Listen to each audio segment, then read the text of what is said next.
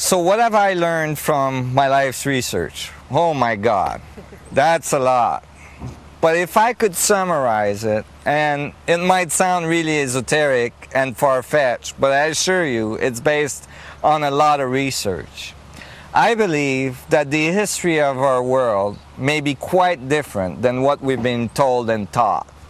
That in fact, the missing link between the Neanderthal and the Homo sapien is not just one link, but is a whole chain of events that have to do with advanced civilization coming to the Earth, finding the Earth in a state of very low level of evolution, and mixing their genes with ours to help the evolution along, producing the Homo sapien with the larger brain and so on.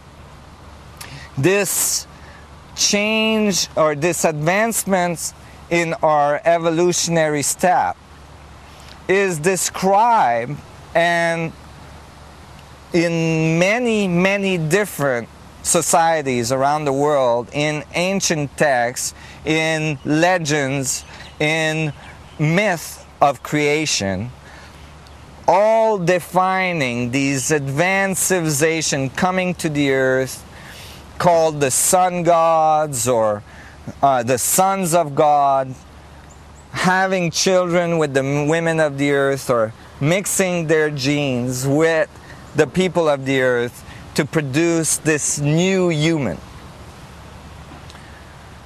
And I believe that that interaction with this advanced civilization has been there all along our history. That at first they may have given us even advanced technology, one of the most powerful piece of technology they had. A technology that could fly a ship or produce large amount of energy or produce fields that helps things grow, that can structure water, that can do all sorts of things that we would think of even today as miraculous.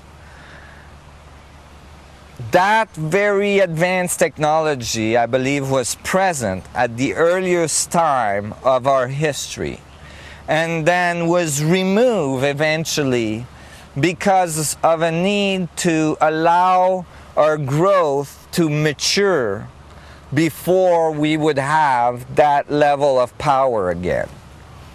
I believe at that time a decision was made, however, to embed all the information we needed to recover that level of technology so that we could have it on time for the changes that are about to occur on our planet at this time.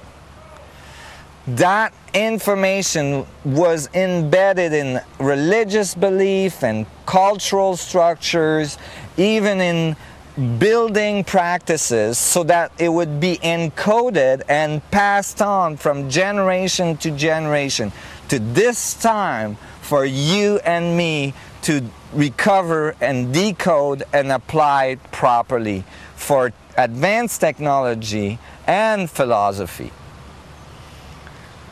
The advanced technology that comes out of this knowledge could have fundamental repercussion on our society, which would change our society dramatically from a society that lives really on a flat plane to a society that has access to what I call the Z-axis, have access to our solar system and maybe even access to our galaxy. I believe as well that there is a fundamental warning in all these texts, in all this knowledge that says to us, when you get that level of technology, it is crucial that you have grown to becoming a benign, collaborative society instead of a competitive, warring one. And I think, and I see around me, and I see in the development of this planet and of this earth, our society at this time, that we are learning those lessons very rapidly. The field is very polarized. Many people are choosing peace, spiritual involvement, and collaboration. And many are choosing war and competition.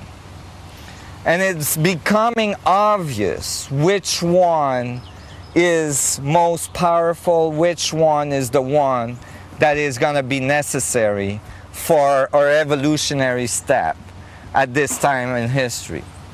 I think we're going to be pushed along to learn those lessons because of changes as well on our planet that is going to create a certain amount of stress on our society to force us to collaborate. I am so excited to be here at this time in history when we're about to cross the event horizon of our evolutionary development. To do it with you, to do it with all of us, in collaboration, in peace. I feel that we are entering into an era of galactic relationship when we can rise to our full potential and become the galactic beings that we are.